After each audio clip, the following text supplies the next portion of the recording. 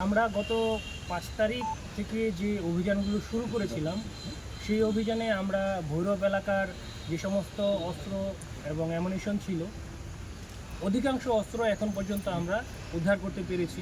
Bangladesh news today আমাদের ভৈরব প্রতিনিধি মিলাদ হোসেন অপুর ভিডিও চিত্রে।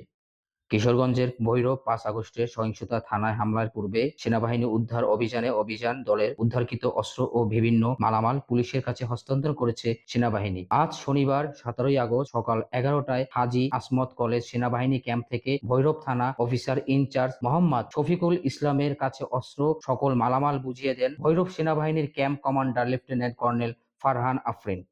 পরবর্তীতে বৈষম্য বিরোধী আন্দোলনের শিক্ষার্থীরা ও সাধারণ জনগণ থানা থেকে লুট হওয়া অস্ত্র সেনাবাহিনীর কাছে জমা দেয়। উক্ত অস্ত্র ও মালামাল আজ সেনাবাহিনীর পুলিশের কাছে বুঝিয়ে দেন। এ সময় উপস্থিত ছিলেন মেজর মোহাম্মদ সাজেদুল ইসলাম, ক্যাপ্টেন মোহাম্মদ রায়হান রেজা, ভৈরব উপজেলা সহকারী কমিশনার ভূমি মোহাম্মদ রেদাওয়ান আহমেদ রাফি, রেলওয়ে থানা অফিসার ইনচার্জ আব্দুল আলিম শিকদার সহ শহর ফাঁড়ি ইনচার্জ শফিকুল ইসলাম প্রমুখ। বিভিন্ন অপারেশনের ভিত্তিতে যেখানে আমাদের ছাত্র সমাজ এবং সাধারণ জনগণ আমাদেরকে অনেক সাহায্য করেছেন, সেই অস্ত্রগুলো আমরা এখন আমাদের যে আইন শৃঙ্খলা বাহিনী তাদের কাছে বুঝিয়ে দিব, যাতে তারা তাদের কার্যক্রমটা ভালোভাবে শুরু করতে পারে।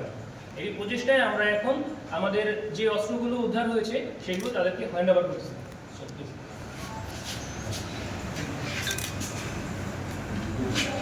জানা যায় ৫ আগস্ট সরকার পতনের পর ভৈরব থানা ও শহর ফাঁড়িসহ বেশ কয়েকটি প্রতিষ্ঠানে ভাঙচুর করে দুষ্কৃতীরা। এদিকে ওই দিন ঘটনা আগ মুহূর্তে সেনাবাহিনী তথ্যের ভিত্তিতে ভৈরব থানায় অধিকাংশ অস্ত্র ও গোলাবারুদ উদ্ধার করে ক্যাম্পে নিয়ে যায়।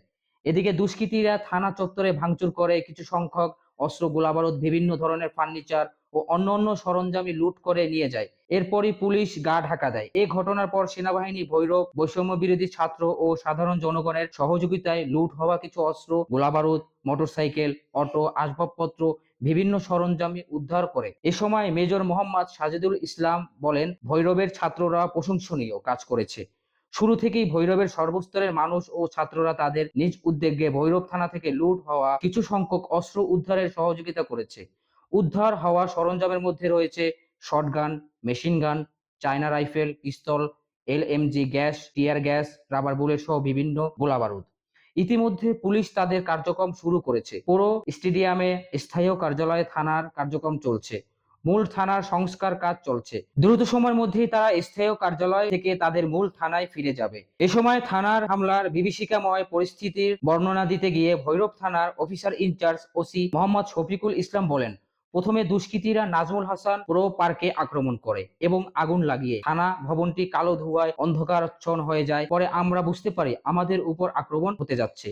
তখন আমরা সেনাবাহিনীর সহযোগিতায় প্রাণে বেঁচে বের হই। সেনাবাহিনী অভিযানের মধ্যে আমাদের বেশিরভাগ অস্ত্র, গোলাবারুদ উদ্ধার করতে সমর্থ হই।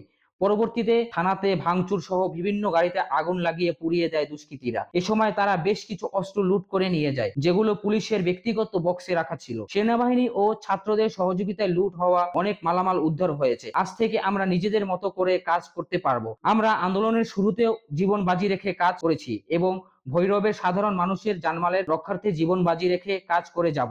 এ সময় তিনি কাজের গতি ফেরাতে ভৈরবের সমস্তরের মানুষের সহযোগিতা কামনা করেন। এ বিষয়ে Bhairab camp commander lieutenant colonel Farhan Afrin বলেন, ভৈরব থানা পুলিশের থেকে তাদের অস্ত্রসহ বিভিন্ন মালামাল বুঝিয়ে দেওয়া হয়েছে। আমরা চাই পুলিশ তাদের কাজে ফিরুক, ভৈরবে আইন শৃঙ্খলা স্বাভাবিক অবস্থায় ফিরে আসুক। পুলিশ তাদের কাজে ফিরলে আমরা আমাদের ব্যারাকে ফিরে যাব।